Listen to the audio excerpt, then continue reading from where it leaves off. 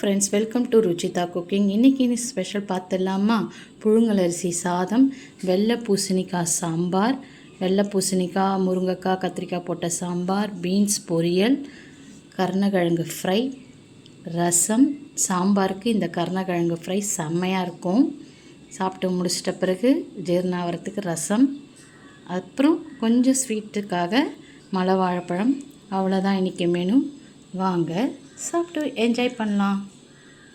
இது வெள்ளை பூசணிக்காய் தான். நம்ம அமாவாசையிலலாம் உடைப்போம் இல்லையா, சுற்றி போடுவோம் இல்லையா, அந்த பூசணிக்காய் தான். காய்கறி கடையில் ஒரு பீஸ் 10 ரூபான்னு கொடுப்பாங்க, ஒரு பெரிய பீஸு. அதில் இருக்க அந்த பச்சை கலர் தோல், அந்த விதையெல்லாம் எடுத்துகிட்டு இப்படி ஸ்லைஸாக கட் பண்ணி சாம்பாரில் போட்டு செஞ்சு பாருங்கள். உங்கள் சாம்பார் செமையாக மணக்கும், செம டேஸ்ட்டாக இருக்கும். ஹோட்டல் சாம்பாரே தோற்று போயிடும், அந்தளவுக்கு இருக்கும். இதில் நிறைய பெனிஃபிட் இருக்குது. உடம்புல இருக்க கொழுப்பெல்லாம் இது குறைக்கும், உடம்பை கூலாக வச்சுக்கும். சில பேர் சளி பிடிக்கும்னு சாப்பிட மாட்டாங்க. வாரத்தில் ஒரு நாள் இல்லை 15 நாளுக்கு ஒரு வாட்டி கூட நீங்கள் இதை செஞ்சு சாப்பிட்லாம். இல்லை அமாவாசை அப்போ கூட இது நல்லாவே கிடைக்கும் உங்களுக்கு. அப்போ கூட நீங்கள் செஞ்சு சாம்பாரில் செஞ்சு சாப்பிட்லாம், கூட்டாக கூட சாப்பிட்லாம். ரொம்ப ரொம்ப நல்லது. ட்ரை பண்ணி பாருங்கள். சாம்பாருக்கு ஃபஸ்ட்டு பருப்பு வேக வச்சிடலாம். ஒரு 100 கிராம் பருப்பை நல்லா கழுவிட்டு பூண்டு, மஞ்சள் தூள், சீரகம், கட்டி பெருங்காயம் போட்டுடலாம். புளியையும் ஊற வச்சிடலாம். பருப்பு வெந்த உடனே புளி தண்ணியை ஊற்றிடலாம். இதை அப்படியே வச்சிடலாம். ஒரு கடாயில் எண்ணெய் ஊற்றிட்டு கடுகு, வெந்தயத்தை போட்டு நல்லா பொரிய விட்டுடலாம். சாம்பாருக்கு சின்ன வெங்காயம் போட்டால் செம்மையாக இருக்கும். சின்ன வெங்காயம் கொஞ்சம் 2 பச்சை மிளகாய் போட்டுடலாம். அது நல்லா பொரிஞ்ச உடனே கொஞ்சம் கருவேப்பிலை போட்டுடலாம். அப்புறம் 2 தக்காளியை கட் பண்ணி அதையும் போட்டுடலாம். அது நல்லா வதங்கிட்ட பிறகு மிளகாத்தூள், உப்பு போட்டுடலாம். அதெல்லாம் நல்லா வதங்கிட்ட பிறகு கத்திரிக்காய், ஒரு முருங்கைக்காய், வெள்ளை பூசணிக்காய் போட்டு நல்லா ஃப்ரை பண்ணிக்கலாம். நம்ம ஹீரோ இதில் வெள்ளை பூசணிக்காய் தான், செம்மையாக இருக்கும்.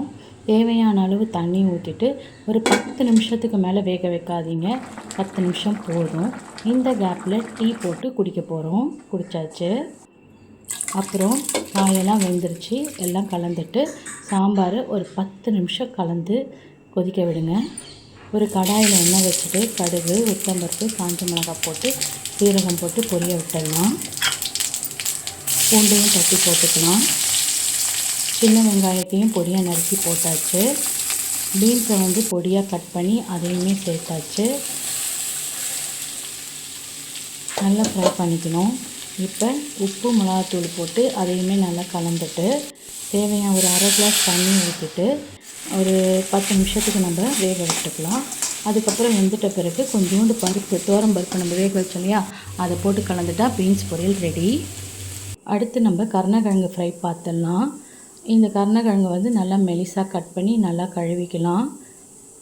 இப்போ கிழங்கு சீசன்றதுனால நல்லாயிருக்கும், ட்ரை பண்ணி பாருங்கள். உப்பு, மிளகாத்தூள் போட்டு நல்லா பெசரிட்டு தோசைக்கல்லில் எண்ணெய் ஊற்றி பொரித்து எடுத்துக்கலாம். இப்போது ஒரு ரசம் பார்த்துடலாம். பருப்பு ரசம் தான், ஆல்ரெடி நான் வீடியோ போட்டிருக்கேன்.